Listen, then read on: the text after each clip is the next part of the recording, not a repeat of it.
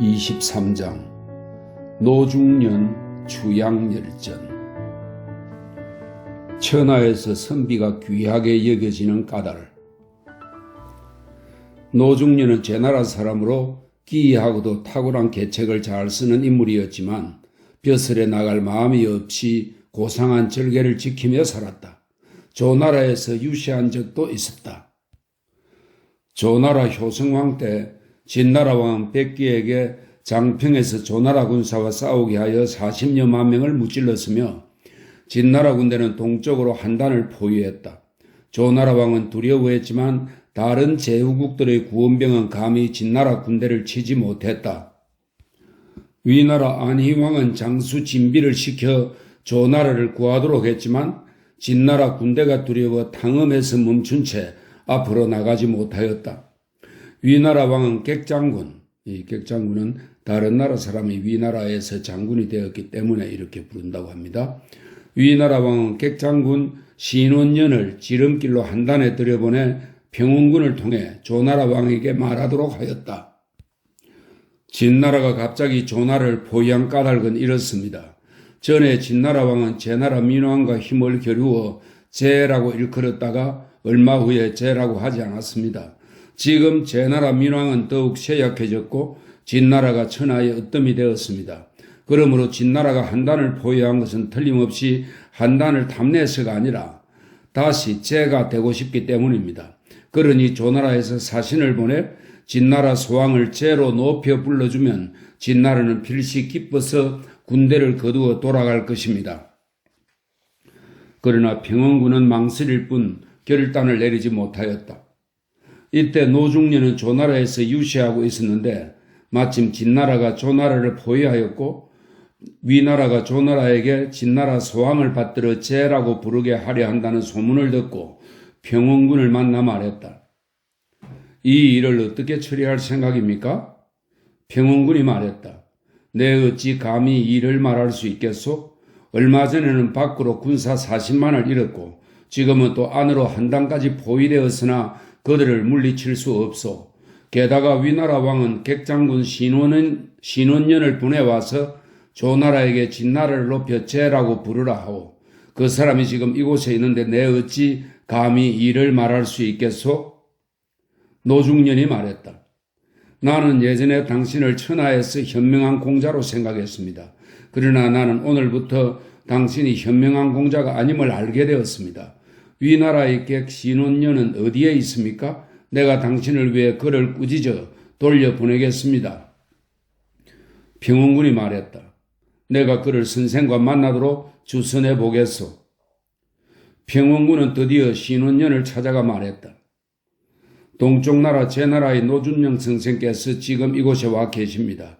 내가 그분을 사귀도록 장군께 소개하고 싶습니다. 신원년이 말했다. 저는 노중년 선생이 제나라의 지조 있는 선비라고 들었습니다. 그렇지만 저는 신하된 자로 사신의 임무를 띠고 있으므로 노중년 선생을 만나고 싶지 않습니다. 평원군이 말했다. 내가 벌써 장군이 이곳에 계시다고 말했습니다. 신원년이 허락했다. 노중년이 신원년을 만났는데 아무 말도 하지 않자 신원년이 말을 꺼냈다. 내가 포위된 이 성에 살고 있는 사람들을 살펴보니 모두 평원군에게 무언가를 바라는 이들 뿐입니다. 지금 선생의 모습을 보니 평원군에게 바라는 게 아무것도 없는 듯합니다. 무슨 까닭으로 포위된 이 성에 오랫동안 머무르며 떠나지 않으십니까? 노중년이 말했다. 세상 사람들은 포초가 고분고분하지 못하고 성질이 까다로워 죽었다고 하는데 그건 잘못된 생각입니다. 사람들은 알지도 못하면서 그가 제 한 몸만을 위한 사람이라고 합니다. 저 진나라는 예의를 내버리고 적의 머리를 많이 벤 것을 가장 큰 공적으로 떠받드는 나라이므로 군사들을 권모술수로 부리고 백성을 노예처럼 부립니다. 그 같은 진나라 왕이 제멋대로 제가 되어 천하의 잘못된 정치를 펴온다면 나는 동해에 빠져 죽을지언정 차마 그의 백성이 되지는 않을 것입니다. 장군을 뺀 까닭은 조나라를 돕도록 하기 위해서입니다. 신원년이 말했다. 선생께서는 앞으로 어떻게 조나라를 도우려 하십니까? 노중년이 대답했다. 나는 위나라와 연나라가 조나라를 돕도록 하겠습니다. 제 나라와 초나라는 이미 조나라를 돕고 있습니다. 신원년이 말했다. 연나라에 대해서는 저도 선생님의 말을 믿지요. 그러나 위나라를 말씀하시는데 제가 바로 위나라 사람입니다. 선생께서는 어떻게 위나라가 조나라를 돕도록 할 수 있습니까? 노중년이 대답했다. 위나라는 진나라가 제라고 일컬을 경우 그 해악이 어떠할지 아직 모르고 있을 뿐입니다.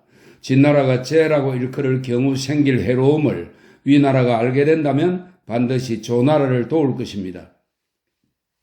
신원년이 말했다. 진나라가 제라고 일컬을 경우의 해로움이란 무엇입니까? 노중년이 대답했다.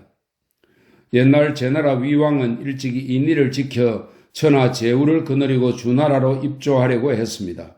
그러나 주나라가 가난하고 쇠약해 제후들을 입조하려 하지 않고 제나라만 홀로 입조하였습니다. 1년쯤 지나 주나라 열왕이 세상을 떠났는데 제나라가 다른 제후국들보다 늦게 문상하러 왔습니다.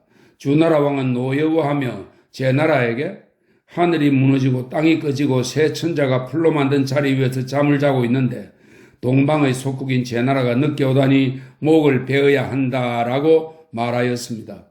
제나라 위왕은 발끈하여 화를 내며 에이 계집종 자식이 라고 대받아쳐 결국 천하의 비웃음거리가 되고 말았습니다.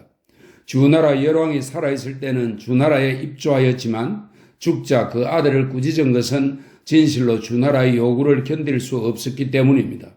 그러나 주나라 왕은 천자이니 제후에게 그러한 요구를 하는 것은 당연해서 이상하게 생각할 바가 못 됩니다. 신원년이 말했다. 선생께서는 어찌 저 하인들을 보지 못하셨습니까? 10명이 한 사람을 따르는 것이 어찌 힘이 그만 못하고 지혜가 모자라서이겠습니까? 주인을 두려워하기 때문입니다. 노중년이 물었다. 아, 위나라를 진나라에 비교하면 하인 같은 존재라 말씀인가요? 신원년이 말했다. 그렇습니다. 노중년이 말했다. 내가 진나라 왕에게 위나라 왕을 삶아 소금에 절이도록 하겠습니다. 신원년은 노중년의 말이 못마땅하고 불쾌해서 되물었다.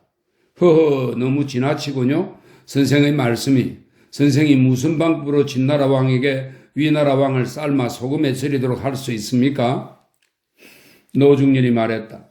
확실합니다. 제가 말씀드리려고 했습니다. 옛날 구후, 악후, 주나라 문왕은 은나라 주왕의 삼공이었습니다. 구후에게는 아름다운 딸이 하나 있어 주왕에게 바쳤는데 주왕은 그녀가 못생겼다면서 구후를 소금에 절였습니다.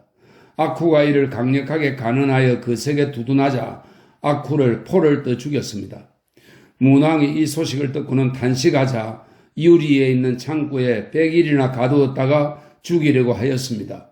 위나라 왕과 진나라 왕은 같은 지위인데 어찌 다른 사람들과 함께 그를 왕이라고 일컬어 포를 뜨고 소금에 절여지는 처지가 되려고 하십니까? 제나라 민왕이 노나라에 갔을 때 이유자가 말 채찍을 들고 따라가다가 노나라 사람에게 당신들은 우리 군주를 어떻게 대접하겠소? 라고 물었습니다.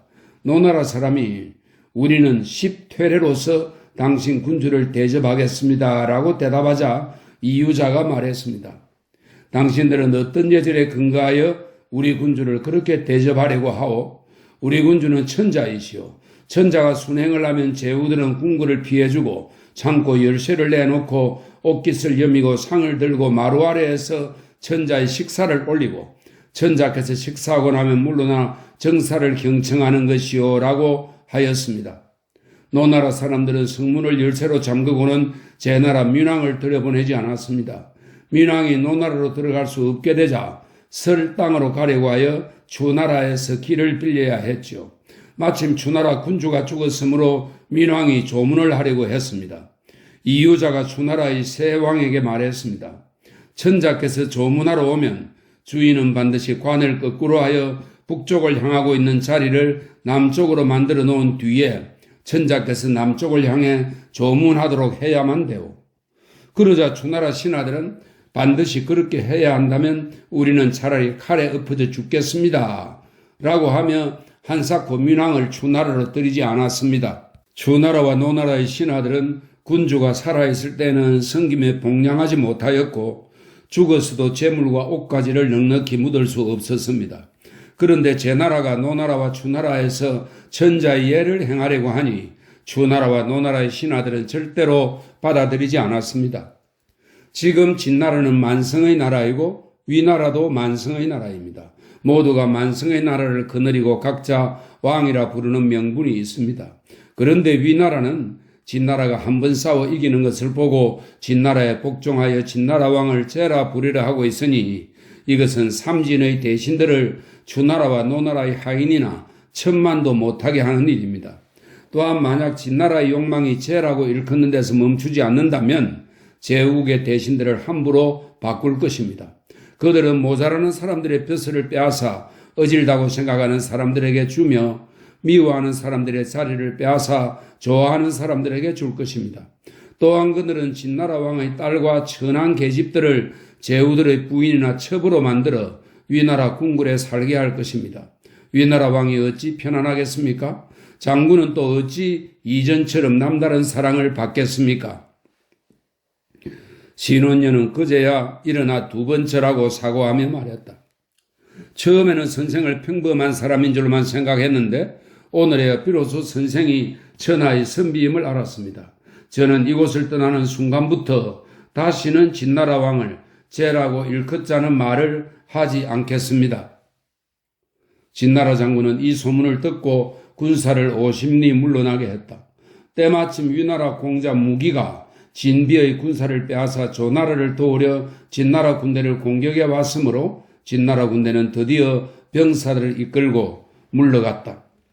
조나라의 평원군은 노중련에게 봉지를 내리려 했지만 노중련은 여러 차례 사양하고 끝까지 받지 않았다. 그래서 평원군은 술자리를 마련하여 분위기가 무르익어갈 무렵 앞으로 나가 천금을 내놓으며 노중련의 장수를 빌었다. 그러자 노중련이 웃으며 말했다. 천하에서 선비가 귀하게 여겨지는 까닭은 다른 사람의 근심을 들어주고 재난에서 벗어나게 해주고 다툼을 풀어주고도 보상을 받지 않기 때문입니다. 설령 보상을 받으려는 자가 있다면 이것은 장사꾼의 행위이니 저 노중련은 참아할 수 없습니다. 마침내 평원군에게 인사하고 떠나가서는 죽을 때까지 다시는 만나지 않았다. 지혜로운 자와 용감한 자. 그로부터 20여년이 지나 연나라 장군이 요성을 쳐서 함락시켰는데 요성의 어떤 사람이 그들의 장군을 연나라에 참소했다. 연나라 장군은 처형될까봐 두려워 감히 돌아가지 못하고 요성에 주저앉았다. 한편 제나라는 전단을 보내 요성을 1년 남짓 공격했지만 많은 병사들만 죽게 하고 요성을 함락시키지는 못했다. 노중련은 편지를 써서 화살 끝에 매달아 성안으로 쏘아 연나라 장수에게 보냈다. 편지 내용은 이렇다. 제가 듣건대 지혜로운 자는 때를 거슬러 유리한 기회를 놓치지 않고 용감한 자는 죽음을 겁내어 명예를 잃지 않으며 중성스러운 신하는 자기 한 몸을 앞세워 군주를 뒤로 하지 않는다고 하오. 지금 공께서는 한때의 분노를 못 참아 연나라 왕에게 좋은 신하가 없음을 알면서도 돌아가지 않고 있으니 이는 충성이 아니오. 몸을 잃고 요성을 잃게 된다면 제 나라의 장군의 위엄을 떨칠 수 없으니 이는 용감함이 아니오. 공이 무너지고 명성이 사라지게 되면 후세 사람들이 장군을 칭송하지 않게 되니 이는 지혜로운 행동이 아니오. 세상의 군주들은 이런 세 가지 행동을 한 사람을 신하로 쓰지 않고 유시하는 선비들도 그러한 사람을 입에 올리지 않을 것이요. 그래서 지혜로운 사람은 과감하게 결단을 내리고 용감한 사람은 죽음을 두려워하지 않소. 장군은 지금 사느냐 죽느냐 영예냐 오욕이냐 북이냐 천함이냐의 갈림길에 서 있소. 이러한 때는 두 번 다시 오지 않소. 깊이 생각하여 속된 사람들처럼 부하내동하지 마시오. 초나라는 제나라의 남양을 치고 위나라는 평육을 공격하고 있으나 제나라로서는 남쪽을 향해 공격할 의사가 없소. 이는 남양을 잃는 데서 오는 손실은 작지만 제수 북쪽의 땅을 손에 넣는 이익만큼 크지 않다고 생각하기 때문이요. 그래서 계책을 정해놓고 대처하고 있는 것이요. 지금 진나라가 병사를 내어 제나라를 도우면 위나라는 감히 동쪽의 제나라를 치지 못할 것이며 제나라와 진나라가 손을 잡는 형세가 되면 초나라의 형세는 위태로워지는 것이요. 제나라는 남양을 버리고 오른쪽 땅 평육을 단념하고서라도 제수 북쪽 땅을 평정하려 할 것이니 이런 계책은 잘 따져본 것이요. 또한 제나라는 기필코 요성을 다시 차지할 테니 장군은 두 번 다시 주저하지 마시오. 지금 초나라와 위나라 군사는 교대로 제나라에서 물러나고 있으며 연나라의 구원병은 오지 않을 것이요. 제나라의 군대를 모두 오게 하는 것은 천하의 제재를 받지 않고 1년 동안이나 시달린 요성의 군대와 맞붙는다면 되돌릴 당신의 뜻을 이룰 수 없다고 여기게 되오. 더군다나 연나라는 크게 혼란스러워 임금과 신하가 계획을 세우지 못하고 위아래가 모두 정신을 못 차리고 있어. 연나라 재상 율복은 군사 10만 명을 거느리고 멀리까지 싸우러 왔지만 5번이나 졌으며 그 결과 연나라는 만성의 나라이면서도 조나라에게 수도를 포위당하고 땅은 깎이고 군주는 욕을 당해서 천하의 비웃음거리가 되었소. 나라는 황폐해지고 재난마저 잦아서 백성들은 마음을 되돌릴 곳이 없소. 지금 장군은 또 요성의 백성들을 지치게 하면서 제나라의 모든 병력에 맞서고 있으니 그것은 실로 목적이 송나라를 위해 초나라를 막아낸 것에 비할 만하오. 사람을 먹고 사람의 뼈를 뗄감으로 쓰면서도 병사들이 방기를 들 생각을 품지 않고 있으니 그야말로 손빛 밑에서 훈련받은 군대요 능력은 온 천하에 드러났소. 비록 이러할지라도 당신을 위해 따져보면 병력을 온전히 보존하여 돌아가 연나라 왕에게 보답하는 편이 낫소. 병력과 무기를 온전하게 가지고 연나라로 돌아가면 연나라 왕은 반드시 기뻐할 것이요.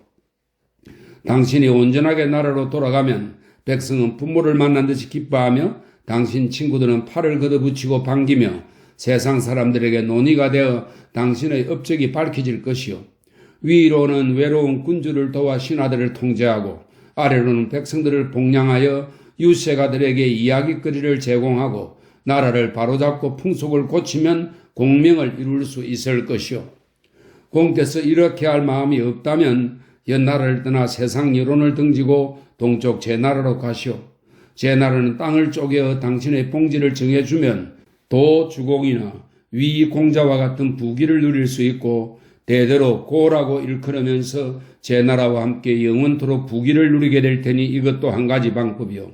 이 두 가지 계책은 모두 이름을 드러내고 실리를 얻을 수 있는 방법이요. 부디 당신은 깊이 생각하시어 그중 하나를 고르시오. 또한 내가 듣건대 작은 예절에 얽매이는 사람은 영화로운 이름을 이룰 수 없고 작은 치욕을 마다하는 사람은 큰 공을 세울 수 없다고 하오. 옛날 관이 오가 제나라 황공을 쏘아 귀고리를 마친 것은 임금 자리를 빼앗으려는 반역 행위였고 또 공자 규를 버리고 그를 위해 죽지 않은 것은 비겁한 행동이었으며 몸이 포성줄로 묶여 수갑과 착고를 차게 된 것은 부끄러운 일이었소. 세상의 군주는 이와 같은 세 가지 행동을 저지른 사람을 신하로 쓰지 않으며 마을 사람들도 그런 사람과는 사귀를 들지 않을 것이요. 만일 관중이 옥에 갇힌 채 세상에 나오지 못하였거나 죽을 때까지 제나라로 돌아올 수 없었다면 천박한 행동을 하였다는 욕을 피할 수 없었을 것이요. 노위조차도 그와 비교되는 것을 부끄러워하였을 텐데 하물며 세상 사람들이야 어떻겠소. 그러므로 관자는 자신이 감옥에 갇혀 있음을 부끄러워한 것이 아니라 천하가 다스려지지 않는 것을 부끄러워했고 공자 규를 위해 죽지 않았음을 부끄러워한 것이 아니라 제나라가 제후들 사이에서 위험을 떨치지 못하는 것을 부끄러워하였소. 그러므로 세 가지 잘못을 범하고도 환공을 오폐의 우두머리로 만들어 그 명성을 천하에 드높이고 이웃나라에까지 빛을 비추게 되었던 것이요. 또한 조자 즉 조말은 노나라 장군이 되어 제나라와 3번 싸워 3번 다쳐서 노나라 땅 500리를 잃었소. 설령 조자가 뒷일을 생각하여 발꿈치를 되돌려 달아나지 않고 스스로 목을 베고 죽었더라면 이 또한 전쟁에서 진 군대이며 포로가 된 장군이라는 이름을 피하지 못했을 것이요. 그러나 조자는 3번 싸워 3번 패한 부끄러움을 떨쳐버리고 돌아와 노나라 군주와 계책을 상회하였소.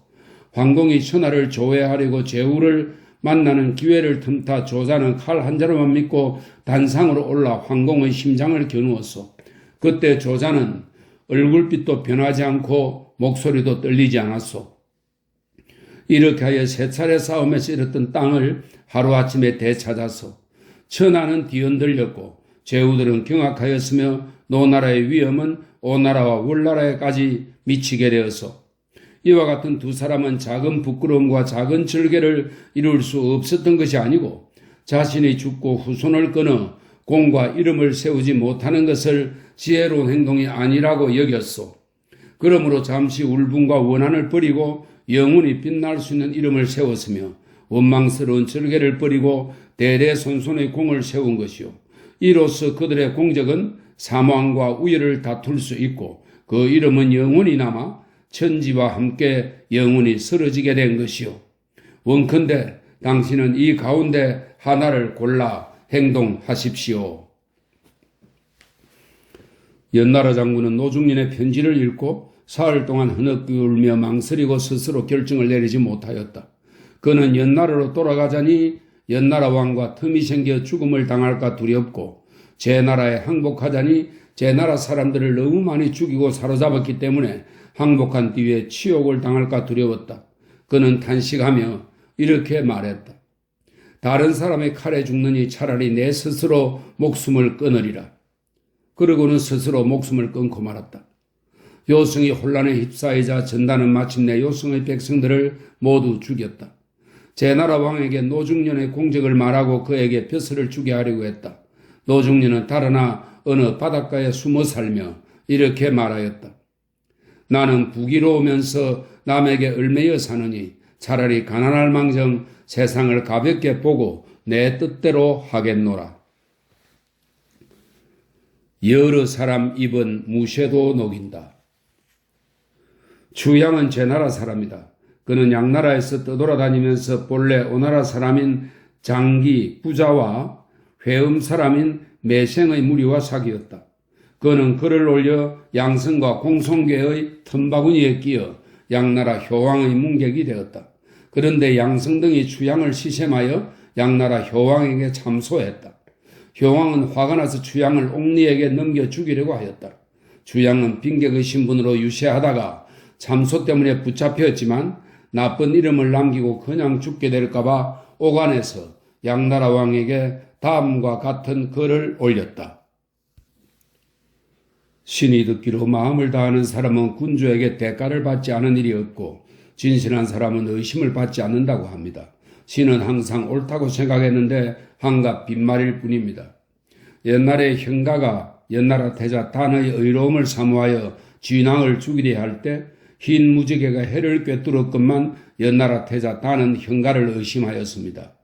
위 선생이 진나라를 위해서 조나라의 장평을 치려고 계획했을 때 태백성이 묘성을 침범하는 징조가 나타났지만 진나라 소왕은 그를 의심하였습니다. 형가와 위 선생의 정성은 천지의 자연현상까지 바꾸었건만 믿음으로 두 군주를 깨우치지 못하였습니다. 어찌 슬픈 일이 아니겠습니까? 지금 신은 충성과 정성을 다하여 마음속의 계책을 다 말씀드려 대왕께서 알아주시기를 바랐지만 대왕 주위의 신하들이 밟지 못한 탓으로 결국 옥리에게 신문을 당하고 세상 사람들의 의심을 받게 되었습니다. 이렇게 하면 형가와 위선생이 다시 살아난다 해도 연나라와 진나라는 깨닫지 못할 것입니다. 대왕께서는 깊이 살펴보십시오.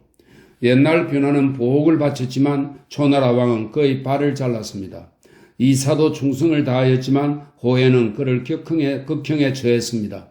기자가 미친 척하고 저비가 세상을 피해 살았던 것도 다 이런 우환을 만날까 두려웠기 때문입니다. 원컨대 대왕께서는 변화와 이사의 참뜻을 깊이 살펴 앞으로는 초나라 왕과 호해처럼 잘못 듣지 마시고 신이 기자와 저비에게 비웃음거리가 되도록 하지 마십시오. 신이 듣건대 비가는 심장을 도려냈고 오자스는 말가죽에 쌓여 강물에 던져졌다고 합니다. 신은 처음에 그 말을 믿지 않았지만 지금은 사실임을 알게 되었습니다. 원컨대 대왕께서는 깊이 살펴서 신을 조금이라도 가엾게 여겨주십시오. 속담에 젊을 때부터 흰머리가 되도록 사귀었으면서도 새로 사귄 듯한 이가 있는가 하면 길에서 우연히 만나 잠깐 이야기하고도 옛날부터 사귄 것 같은 사람이 있다라는 말이 있습니다. 왜 그렇겠습니까? 상대방의 마음을 아느냐 모르느냐의 차이입니다. 옛날 번오기가 진나라에서 연나라로 달아났는데 형가에게 자신의 머리를 베어주어 연나라 태자 단의 거사를 받들도록 하였습니다. 왕사는 제나라를 떠나 위나라로 갔는데 성에 올라 스스로 목숨을 끊음으로써 제나라를 물리치고 위나라를 보존하도록 하였습니다. 무릇 왕사와 번오기는 제나라나 진나라와 새로운 관계를 맺지도 않았고 연나라나 위나라와 깊은 인연이 있었던 것도 아닙니다. 그들이 두 나라, 즉 제나라와 진나라를 떠나 두 군주, 즉 연나라 태자와 위나라 군주를 위해 목숨을 바친 것은 군주들의 행위가 자신들의 뜻에 맞고 의로움을 사모하는 것이 다함이 없었기 때문입니다. 그러므로 소진은 천하에서 신임을 받지 못하였지만 연나라에서는 미생처럼 신의를 지켰고 백규는 중상국의 장수가 되어 싸움에서 저 성 6개를 잃은 다음 위나라로 망명하였지만 위나라를 위해서 중산을 차지했습니다. 무엇 때문입니까? 진실로 서로 마음을 알아주었기 때문입니다. 소진이 연나라 재상이 되었을 때 연나라의 어떤 사람이 왕에게 그를 비방했지만 연나라 왕은 오히려 칼을 어루만지며 노여워하고는 소진을 더욱 정성껏 대우하여 자신의 결제는 태어난 지 1회 만에 어미 말보다 빨리 달리는 말이므로 준말을 뜻합니다. 자신의 결제를 잡아 대접했습니다. 백규가 중산에서 이름을 날렸을 때 중산의 어떤 사람이 위나라 문우에게 그를 비방하였지만 문우는 오히려 밤에도 빛을 발하는 구슬을 백규에게 내렸습니다. 무엇 때문입니까? 이는 두 군주와 두 신하가 심장을 도려내고 간을 가르는 것처럼 서로 믿었기 때문입니다. 어찌 떠돌아다니는 말에 마음이 흔들리겠습니까? 그러므로 여자는 예쁘든 못생겼던 궁중으로 들어가면 질투를 받고 선비는 어질든 어리석든 조정으로 들어가면 시샘을 받게 마련입니다. 옛날 사마희는 송나라에서 발꿈치를 베이는 형벌을 받았지만 마침내 중산의 재상이 되었습니다. 범죄는 위나라에서 갈비뼈가 부러지고 이가 부러졌으나 마침내 진나라에서 응후가 되었습니다. 이 두 사람은 모두 자신들의 계획이 반드시 그렇게 되리라는 계획을 믿고 사사로운 붕당을 버리고 홀로 고독한 자리를 유지했기 때문에 질투하는 사람들을 벗어날 수 없었습니다. 그래서 신도적은 스스로 강물에 뛰어들었고 서연은 돌을 짊어지고 바다에 뛰어들었습니다. 이들은 세상에서 받아들여지지 않더라도 더 이상 구차하게 취하지 않았고 조정에서 당파를 만들어 군주의 마음을 흔드는 일은 하지 않았습니다. 백리에는 길에서 밥을 빌어 먹었지만 진나라 목공은 그에게 정치를 맡겼고 영적은 수레 아래에서 소를 치고 있었으나 황공은 그에게 나라를 맡겼습니다. 이 두 사람이 어찌 조정에서 벼슬을 빌리고 주위 사람들의 칭찬에 기대고 난 다음에 두 군주에게 등용되었습니까? 마음이 서로 통하고 행동이 일치하면 악교나 옷으로 칠한 것보다 더 친밀해져 형제라도 이간질할 수 없으니 어찌 무사람의 입에 현혹될 수 있겠습니까? 따라서 한쪽 말만 들으면 간사한 일이 생기고 한 사람에게 모든 것을 맡기면 혼란이 일어납니다. 옛날 노나라는 개손의 말을 듣고 공자를 내쫓았고 송나라는 자한의 계책만 믿고 묵적을 가두었습니다. 공자와 묵적도 말재주로 참수하고 아첨하는 사람들이 피해서 벗어나지 못하였고 노나라와 송나라는 위태로워졌습니다. 무엇 때문이겠습니까? 여러 사람 입은 무쇠라도 녹일 수 있고 헐뜯는 말이 쌓이고 쌓이면 뼈라도 녹일 수 있기 때문입니다. 이 때문에 진나라는 오랑캐 유유를 등용하여 중원을 제패하였고 제나라는 월나라 사람 몽을 기용하여 위왕과 순왕의 위세를 높였습니다. 이 두 나라가 어찌 세속에 얽매여 세상에 이끌리고 아첨과 치우치 말에 사로잡힌 일이 있겠습니까? 공정하게 듣고 두루 보면 그 시대에 이름을 남긴 것입니다. 그러므로 뜻이 맞으면 호나 월 같은 나라도 아주 먼 곳 사람들과도 형제처럼 될 수 있었습니다.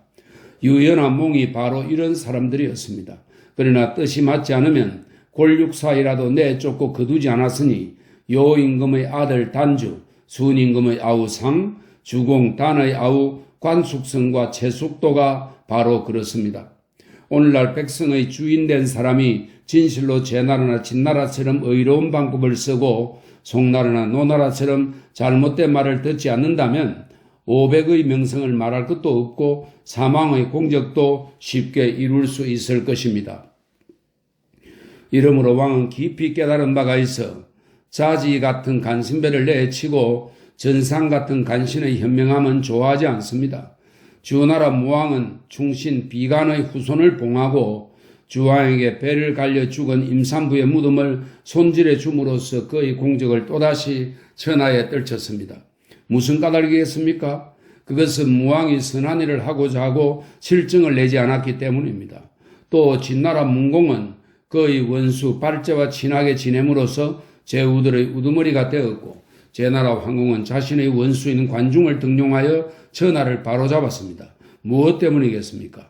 그것은 진나라 문공과 제나라 황공이 자애로움과 인자함, 친절함으로써 진정으로 마음에서 원수들을 좋게 받아들였기 때문이니 헛된 말만으로 얻을 수 있는 일이 아닙니다. 진나라는 상황의 방법을 써서 동쪽으로 한나라와 위나라를 약화시키고 군대를 천하에서 가장 강하게 만들었지만 마침내 그를 거열형에 처하였습니다. 월나라는 대부 문종의 계책으로 오나라 왕을 사로잡고 중원에서 우두머리가 되었지만 끝내 그 자신을 죽게 만들고 말았습니다. 그래서 손수고는 3번 재상 자리에서 물러나도 후회하지 않았고 오릉의 자중은 삼공의 벼슬도 마다하고 남의 집에서 정원에 물 주는 일을 하였습니다. 오늘날 군주가 진실로 교만한 마음을 버리고 보답할 뜻을 가지고 마음속을 꺼내 본 마음을 보여주고 간담을 틀어 많은 덕을 베풀며 궁색할 때나 잘 나갈 때나 선비와 함께하고 선비에게 복록과 벼슬을 주는 일에 인색하지 않다면 포악한 거랑의 개라도 요임금을 보고 짓게 할 수 있고 도척의 자객이라도 허유를 찔러 죽게 할 수 있을 것입니다. 하물며 만승의 권세를 가지고 성왕의 자질을 빌린 분이라면 어떻겠습니까? 형가가 옛나라 태자 단을 위해 진나라 왕을 찔러 죽이려다 실패하여 그의 온 집안을 쑥대밭으로 만든 일이나 요리가 처자식을 불태워 죽게 한 것이 어찌 말할 가치가 있겠습니까? 신이 덧건데 어두운 길을 걸어가는 사람에게 명을 주와 야광백을 던지면 칼을 잡고 노려보지 않을 사람이 없다. 무엇 때문이겠는가? 아무런 까닭 없이 갑자기 보물이 눈앞에 나타났기 때문이다. 구불구불 뒤틀린 나무뿌리일지라도 쓰임이 있어 만성의 그릇이 될 수 있다. 무엇 때문이겠는가?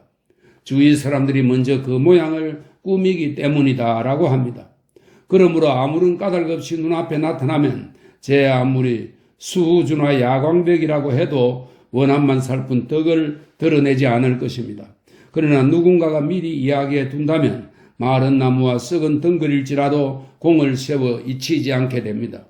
오늘날 세상에 지위도 벼슬도 없이 공공한 선비들은 빈천한 처지이기 때문에 요임금과 순임금의 도를 알고 이윤이나 관중 같은 말재주를 지니고 관용봉이나 비강 같은 뜻을 품고 당대의 군주에게 충성을 다하려 해도 나무뿌리를 다듬어 군주에게 바치듯이 추천해주는 사람이 없습니다.